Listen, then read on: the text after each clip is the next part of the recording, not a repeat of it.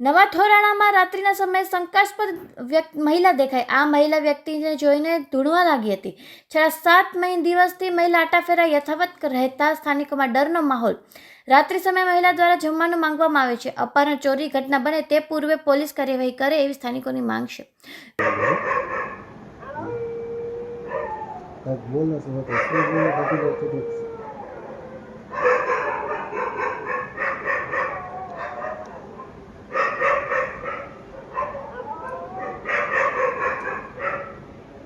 રમલાન બોલાવો, રમલાન.